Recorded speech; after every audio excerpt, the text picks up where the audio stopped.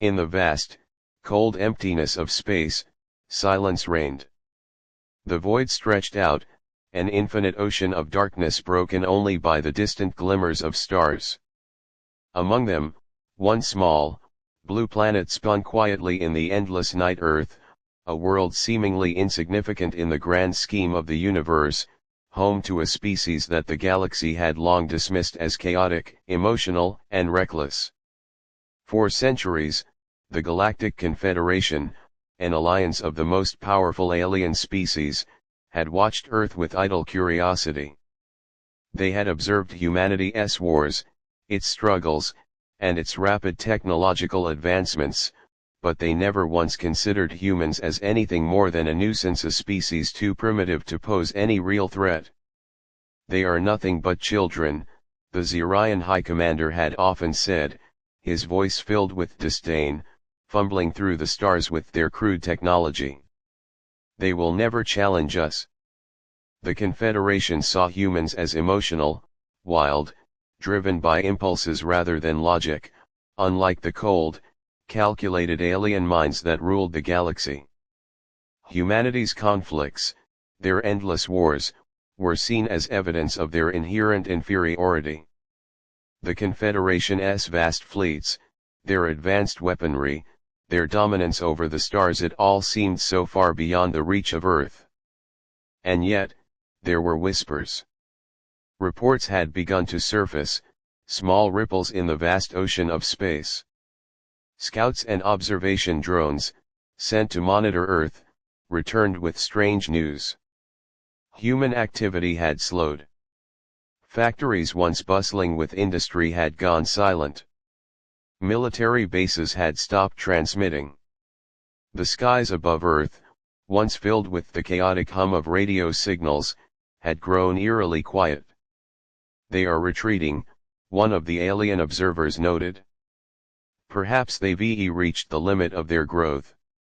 The Confederation Council, gathered in their grand hall on the central planet of Xeria, laughed at the reports. The idea that humans could pose any kind of challenge was absurd. Let them be, the Xerian High Commander said dismissively, waving a hand as if brushing away a minor inconvenience. They are no threat to us. But not all were so sure. The Kriltar Dominion, a species known for their keen sense of military strategy, voiced their concerns. No species just vanishes like this, hissed the Kriltar leader, his mandibles clicking in agitation.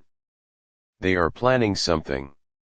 We should act now, before they can become a threat. The High Commander scoffed. What could they possibly do? They are no more than children playing with stones. Our fleets could destroy them in an instant. Despite the High Commander's arrogance, the Confederation agreed to send a reconnaissance fleet to investigate. It was a small task force, just 10 warships, but each one was armed with the most advanced technology the galaxy had ever seen. They believed it was more than enough to handle whatever primitive defenses Earth might have mustered. As the fleet approached the Sol system, everything seemed normal at first. The usual planetary bodies drifted in their orbits, the sun burning brightly at the center of it all. But something was off. Earth's orbit was empty. There were no defense satellites, no space stations, no signs of human presence. Strange, one of the alien commanders muttered, scanning the planet below. Where are they? The silence was unsettling.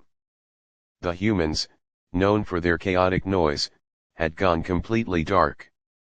The alien fleet began to scan the surface of Earth, expecting to find some trace of activity, but there was nothing.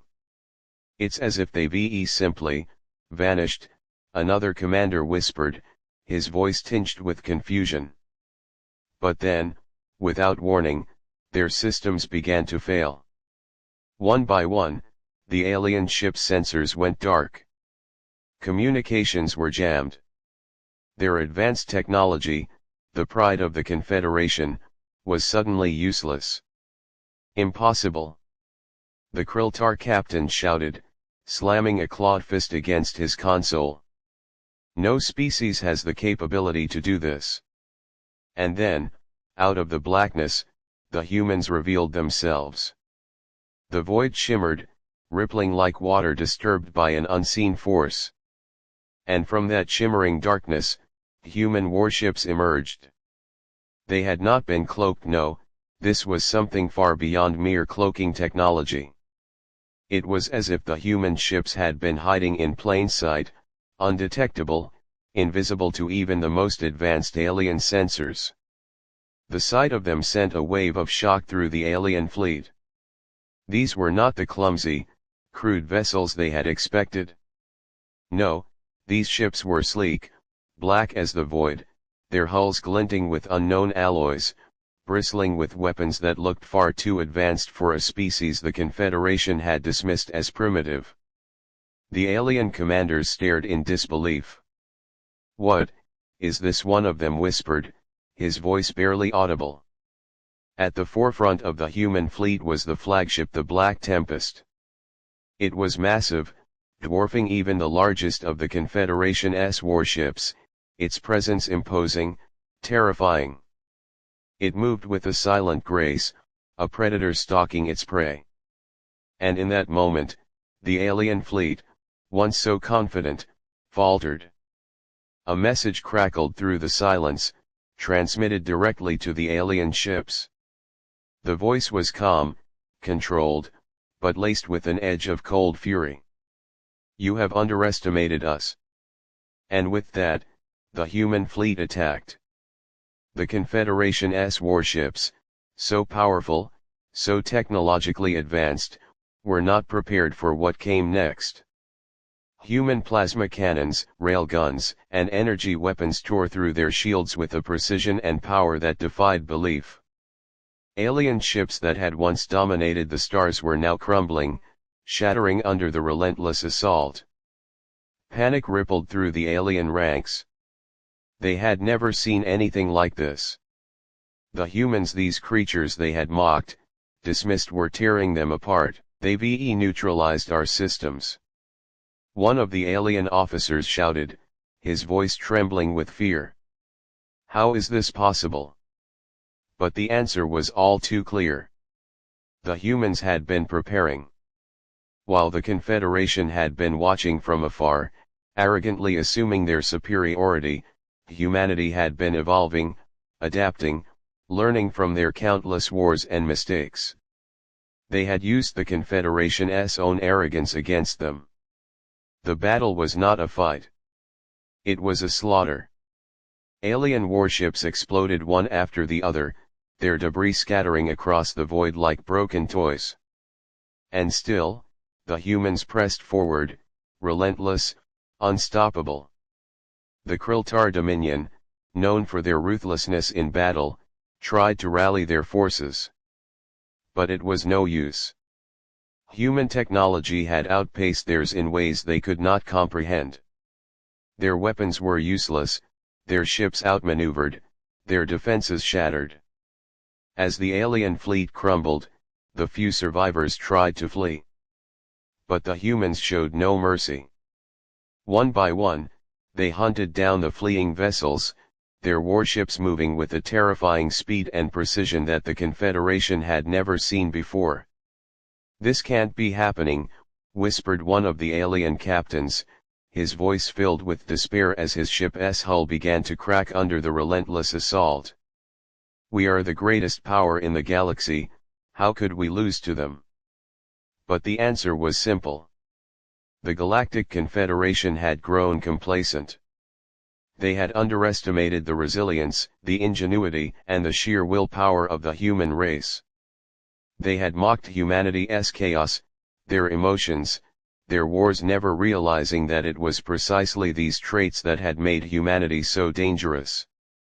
In the end, only one ship remained, the flagship of the Xerion High Commander. It drifted, battered and broken, surrounded by the victorious human fleet. A final message was transmitted from the Black Tempest. The voice, calm and controlled, held no malice, only a cold certainty. Your reign is over. The galaxy is no longer yours to control. And with that, the final alien warship exploded, lighting up the darkness of space. The galaxy had changed. Word of the human victory spread rapidly, reaching every corner of the stars. Species that had once bowed to the Confederation now looked to Earth with a mixture of awe and fear. Humanity, once seen as weak, chaotic, and insignificant, had proven itself to be the most formidable force in the universe. But humanity did not seek to conquer. They did not crave domination or power. No, they offered something else: a future of unity, of peace, of cooperation. The humans had earned their place among the stars, and they were determined to lead with wisdom, not fear. As Earth's fleet returned home, the galaxy knew one thing for certain: humanity had risen, and the stars would never be the same again.